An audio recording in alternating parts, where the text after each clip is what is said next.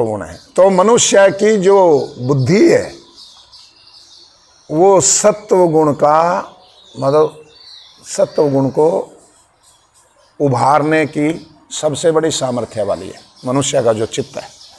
और सत्व को उभारने के लिए 16 संस्कार किए जाते हैं। ये जो यज्ञोपवीत संस्कार है ये भी उन 16 संस्कारों में से एक संस्कार है। इसका क्या महत्व है? छत्रपति शिवाजी जी महाराज जब पूरा आसपास का इलाका जीत लिया पर राजा की छत्रपति की उपाधि नहीं मिली। क्यों? यज्ञोपवीत संस्कार नहीं हो पाया था। अपने नाम के आगे छत्रपति नहीं लगा सकते थे, राजा की उपाधि नहीं ले सकते थे।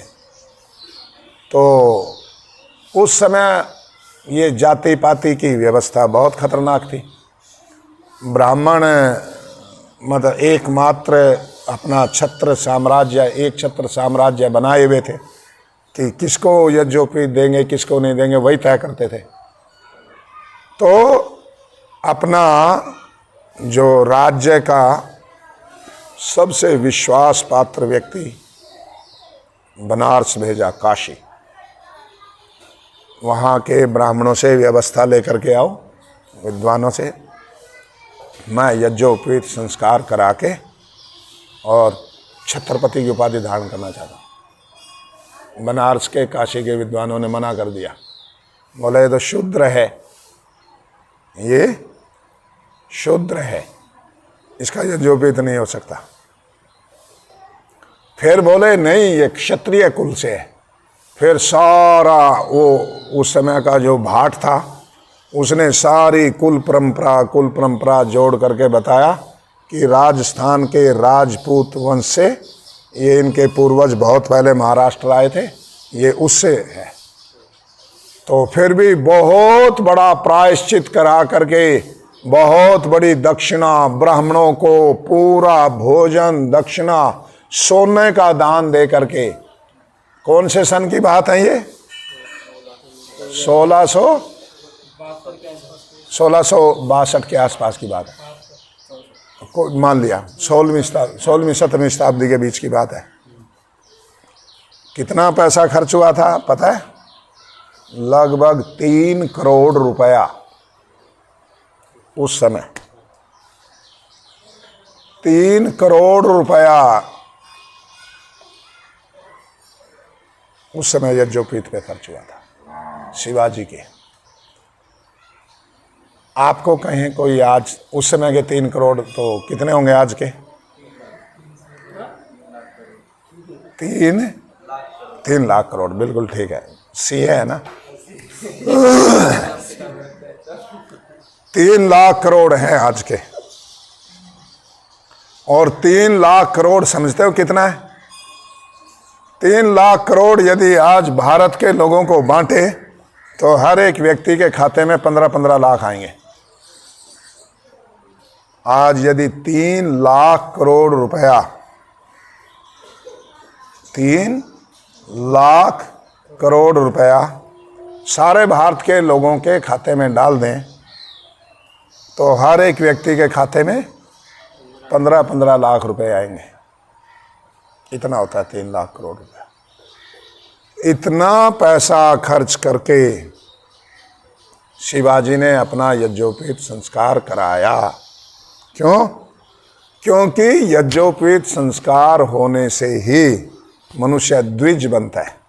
ये दूसरा जन्म है, ये विद्या का जन्म है। आचार्य के गर्भ से, अथर्ववेद का ब्रह्मचर्य सूक्त का पाठ करते हैं ना, आचार्य ब्रह्मचारिणम कृणुते गर्भम अंतः, अपने गर्भ में ले लेता है। कौन सा गर्भ है? विद्या, विद्या रूपी गर्भ में। अब यहाँ आप सब आचार्य जी के सानिध्य में विद्या ग्रहण कर रहे हैं। तो जैसे गर्भ में रक्षा बालक की उसकी माँ करती है, तो गुरुकुल रूपी गर्भ में रक्षा कौन करता है? ब्रह्मचारी की, आचार्य। वो देखता है, गुरु करता है कि ये ब्रह्मचारी ढीला है, ये ब्रह्मचारी दिनचर्या में नहीं चलता। वो दंड भी देता है तो उसकी रक्षा के भाव से देता है, द्वेष के भाव से नहीं देता। वो पिटाई भी करता है तो उसके अंदर गुणाधान करने के लिए, ताकि इसके अंदर से ये दोष चला जाए। तो जो ये यज्ञोपवीत संस्कार है, इसको दूसरा लेते हैं वेदारंभ संस्कार भी बोलते हैं। इसी को विद्या का आरंभ है। 6 साल की आयु में ब्राह्मण के बालक का, 8 साल की आयु में क्षत्रिय, 5, 6, 8, 5 साल की आयु में ब्राह्मण, 6 साल की आयु में क्षत्रिय और 8 साल की आयु में वैश्य और मतलब बालिग 18 या 16 साल है ना, 16 या 18 साल की आयु में फिर सबका, फिर इतनी समझ सबको आ जाती है।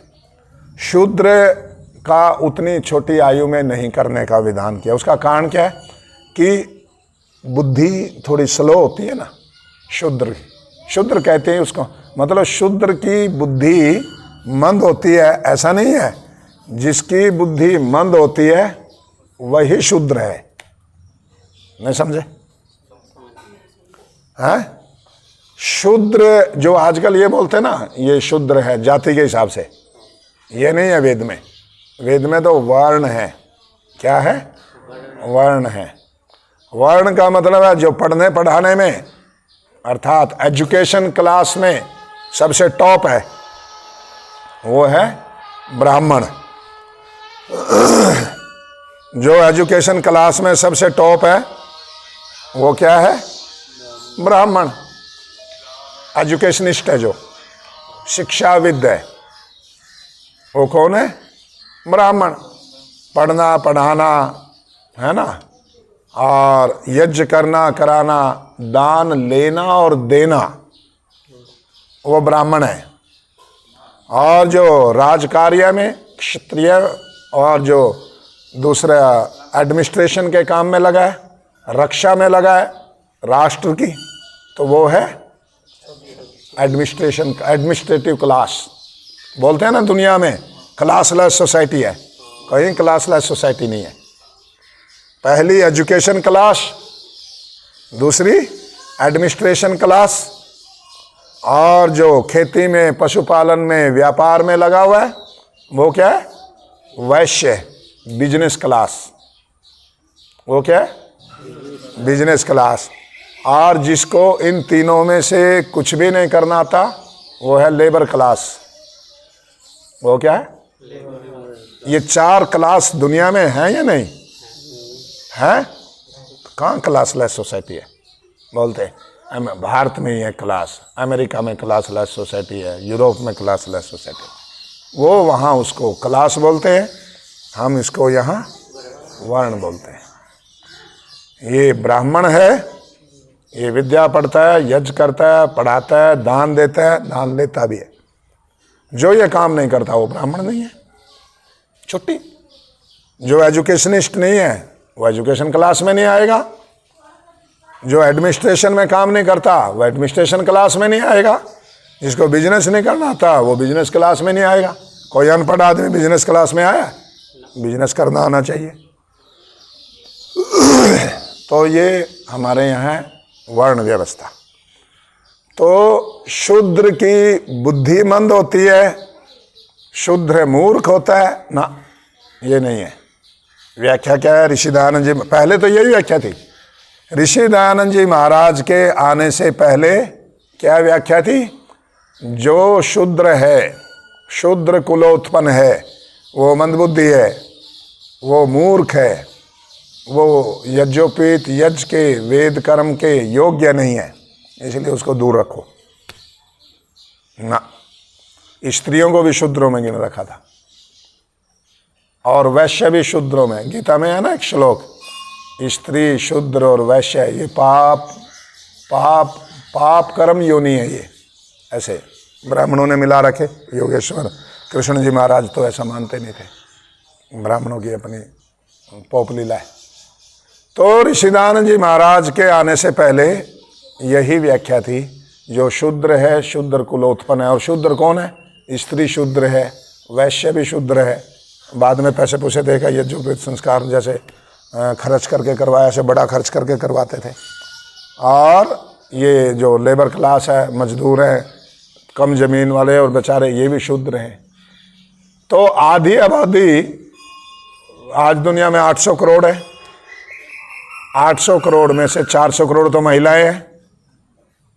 तो आधी आबादी को मूर्खों ने, पोपों ने वेद विद्या से, पढ़ने से, यज्ञोपवीत से, यज्ञ से वंचित कर दिया। अपनी माँ को, अपनी बहन को, अपनी पत्नी को, अपनी बेटी को, वो जो इनका शत्रु है, फिर समाज का तो वो कहाँ भला करेगा। घर में ही पोपों ने, ऋषिदानंद जी महाराज के आने से पहले पोपों ने क्या किया, अपनी बहन को, अपनी बेटी को, अपनी माँ को, अपनी पुत्री को, अपनी पत्नी को, किसी को भी न यज्ञ का अधिकार, न यज्ञोपवीत का, न वेद का, अपने ही घर में। इसलिए उनको, पौराणिकों को आज भी देखोगे आप, गले में 6 तार का यज्ञोपवीत मिलेगा। कितने तार का? क्यों है वो 6 तार का? अपनी पत्नी का भी खुद ही पहन रखा है। बोले पत्नी मेरी मोक्ष में चली जाएगी। मैंने कहा फिर बच्चे भी पैदा तो ही कर दिया कर। इसको बेचारी को क्यों कष्ट देते हो? जब इसका यज्ञोपवीत ले लिया तो बच्चों को स्तनपान भी कराओ, रोटी भी पकाओ, इसके सारे कार्य तुम ही करो फिर, क्योंकि अधिकार तो ले लिया ना। तो जो जिसका अधिकार ले लेगा वो उसके कर्तव्य भी करेगा। मान लो कोई सब इंस्पेक्टर का अधिकार मिल गया तो काम हवलदार के करेगा? सब इंस्पेक्टर के करेगा। तो माताओं के अधिकार छीन, आधी आबादी को अपने घर में ही वंचित कर दिया। इसलिए ऋषिदानंद जी महाराज आए, उन्होंने कहा यथा इमाम वाचम कल्याणी आविदानी जनेभ्या, ये जो वेद वाणी है ये कल्याणी है, सबके लिए। आर्याय च शूद्राय च, वहाँ शूद्र शब्द है, शूद्राय च, शूद्र के लिए भी है, उसको मौका मिलना चाहिए। तो ऋषिदानंद जी महाराज से पहले क्या व्याख्या थी? जो शूद्र हैं, शूद्र कुलोत्पन्न हैं, वो सब मूर्ख है, मंदबुद्धि हैं, उनको यज्ञ का, यज्ञोपवीत का कोई अधिकार नहीं है। और ऋषिदानंद जी महाराज के आने के बाद में व्याख्या क्या बदली? जो मंदबुद्धि हैं, मूर्ख हैं, वो शूद्र हैं। वो ब्राह्मण के घर में भी हो सकता है, वो क्षत्रिय, किसके घर में? मेंटली रिटार्टेड बच्चे कहीं भी पैदा हो जाते हैं। जो मूर्ख हैं, जिनको कोई भी काम नहीं कर सकते, जो बताने से काम करते हैं, वो शूद्र है। जिसकी अपनी बुद्धि काम नहीं करती, वो सब शूद्र हैं। और जो बताने के बाद में भी नहीं करते, वो महाशूद्र हैं। एक बार बता लिया, 2 बार बता लिया, 4 बार बता लिया, फिर भी बार बार बताना पड़ता है, पास में खड़े होकर के करवाना पड़ता है, वो महाशूद्र है। और जो बताने से कर ले वो शूद्र है। और जो बिना बताए करे, औरों से भी करवाए, तो वो ब्राह्मण क्षत्रिय ब्राह्मण है, क्योंकि उपदेश करना, करवाना, ज्ञान देना ब्राह्मण का काम है।